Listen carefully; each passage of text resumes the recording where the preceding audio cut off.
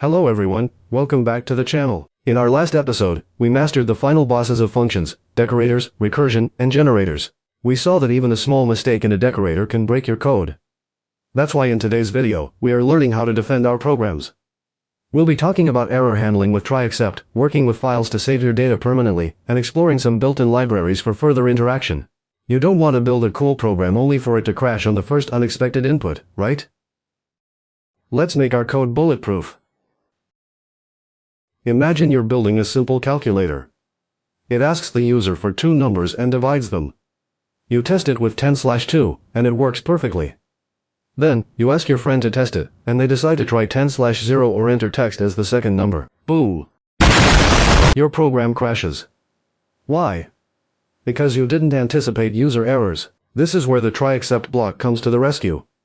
It allows you to anticipate errors and gracefully handle them without crashing. To use a try-except block, you wrap your main execution code inside a try block, and then if you want to catch an error while it runs, you add that error to an except block. We have many error catchers for the except block, such as ZeroDivisionError for dividing by 0, or ValueError when using the wrong variable type.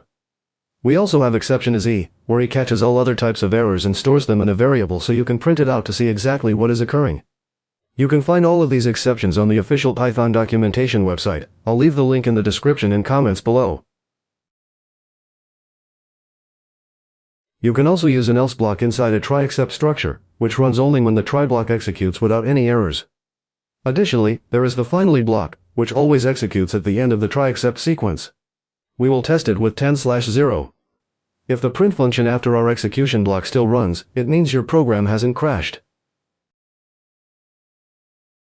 It runs perfectly. Great! Our code is now defended against user errors. But where do we save our results? Right now, when the program ends, everything is lost. To save data permanently, we need to work with files.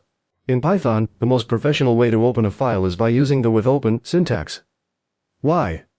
Because it automatically closes the file for you, even if an error occurs. This is a pro tip you won't always see. Let's create a file to store our program's division history. The syntax inside the withOpen command is very simple. You just provide the file name and the mode you want to work with. There are 6 main modes, 2 of them decide the type of file you open. R, to read the file. W, to write, but it will overwrite the file.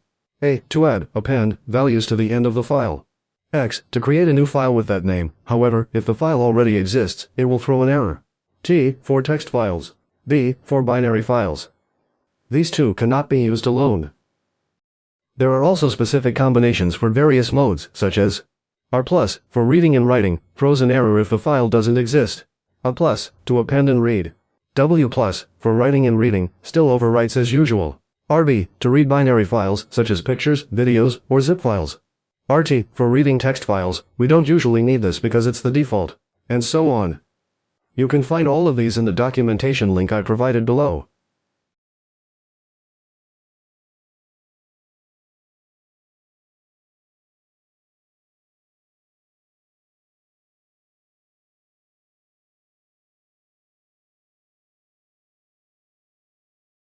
Here we have an example using a data variable.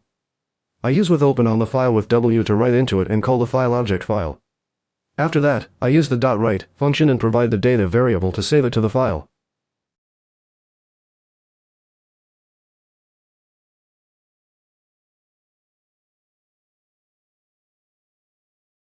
When I want to add new data to that file without overwriting the entire thing, I use mode A to append. Then, I follow the exact same steps I used with W. If the file you provide in the function doesn't exist yet, it will be created automatically when you write data into it.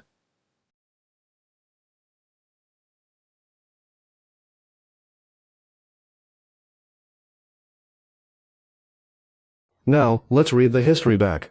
When you try to open a file that doesn't exist, it will throw an error. That is when we use the try-except syntax. Here, I wrap the withOpen block inside a try block to prevent an error from crashing the whole program. Then, I open the file with our mode to read it. You can use the .read function to load the entire file into a single variable, or read it line by line as I am doing here. I caught a specific error, a file not found error.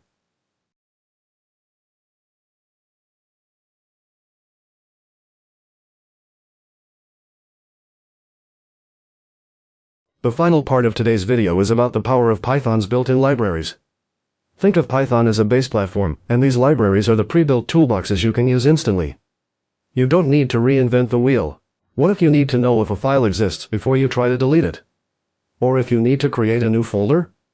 The OS library is your best friend. You can use any library by installing and importing it, but with these built-in libraries, you can just import them and use them directly without installing anything.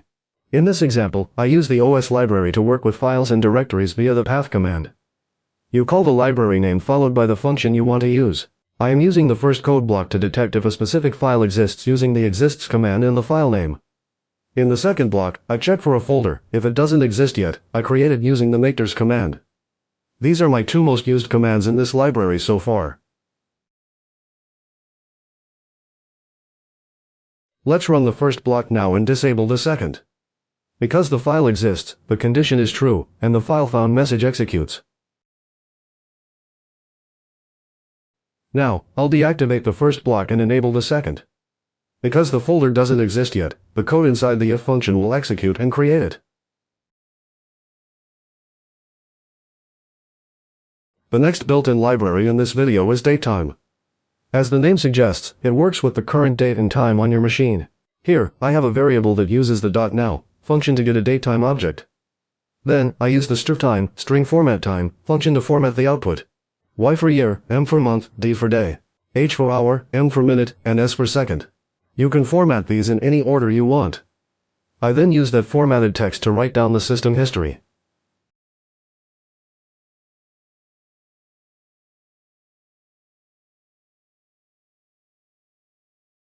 Libraries are a fundamental part of coding. They are efficient and reliable. Perhaps in future episodes, we will learn how to use libraries like pandas for advanced data processing or requests to get data from the internet. We have successfully made our code more bulletproof today. Error handling with try except to gracefully catch user errors. Working with files with open to permanently save our data. Using built-in libraries like OS and datetime to speed up development. You now have the tools to build reliable, persistent Python applications. In our next chapter, we will leave the world of functions behind and enter the world of objects, object-oriented programming, OOP. This is where we will learn to build large, organized systems. If this video helped you, hit the like button and subscribe to support the channel. Leave a comment below if you've ever had a program crash due to user error. See you in the next one. Happy coding!